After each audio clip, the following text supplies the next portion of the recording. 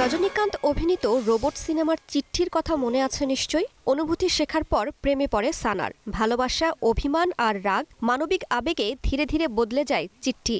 একসময় সে শুধু যন্ত্র থাকে না, হয়ে ওঠে মানুষের প্রতিদ্বন্দ্বী। সিনেমার গল্পটা কল্পনা, কিন্তু বাস্তবের এআইও এখন মানুষের জীবনে এমনভাবে ঢুকে পড়ছে যা কয়েক বছর আগেও কল্পনা করা কঠিন ছিল। কেউ চ্যাটবটের সঙ্গে বন্ধুত্ব করছেন, কেউ ব্যক্তিগত সমস্যা বা গোপন কথাও শেয়ার করছেন। যুক্তরাষ্ট্রের এক জরিপে 18 থেকে 29 বছর বয়সীদের 18% জানিয়েছে কোনো একটি এআই চ্যাটবটের সঙ্গে তাদের ব্যক্তিগত বন্ধুত্ব রয়েছে। আর এআইকে আরও মানব সদৃশ্য করে তুলতে কাজ করছেন গবেষকরাও।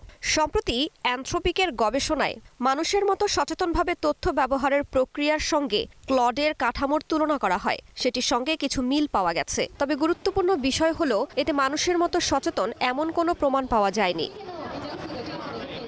কিন্তু প্রশ্ন উঠছে, এআই কি সত্যিই কিছু অনুভব করতে পারবে, নাকি শুধু অনুভূতির নিখুঁত অভিনয় করবে? এই প্রশ্নের উত্তর পাওয়ার আগেই সামনে আসছে আরো বড় বিতর্ক, এআই এর অধিকার। যদি এআই সত্যি মানুষের মতো সচেতন হয়, তাহলে তার অধিকার বন্ধ করে দেয়া কি অন্যায় হবে?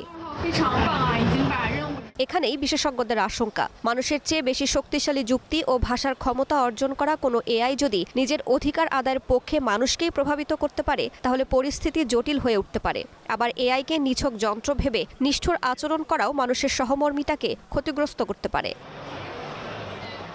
এরই মধ্যে এআইকে কেন্দ্র করে আইনি কাঠামো তৈরির উদ্যোগও দেখা যাচ্ছে। আর্জেন্টিনার প্রেসিডেন্ট হ্যাভিয়ার মিলেই নন হিউম্যান কর্পোরেশন তৈরির প্রস্তাব দিয়েছেন, যেখানে এআই এজেন্ট বা রোবট কোম্পানি পরিচালনায় ভূমিকা রাখতে পারবে। তবে প্রস্তাবিত কাঠামোয় মানুষের তত্ত্বাবধানও থাকবে। চিঠির গল্পে অনুভূতি পাওয়ার পর রোবটটি হয়ে উঠেছিল মানুষের প্রতিদ্বন্দ্বী। বাস্তবে এমন কিছু ঘটবে কিনা তা এখনও অজানা। তবে এআই যত বেশি মানুষের মতো আচরণ করবে, তাকে নিছক যন্ত্র হিসেবে দেখাও ততই কঠিন হবে বলে মনে করছেন প্রযুক্তি বিশ্লেষকরা। রাইসা জান্নাত, স্টার নিউজ।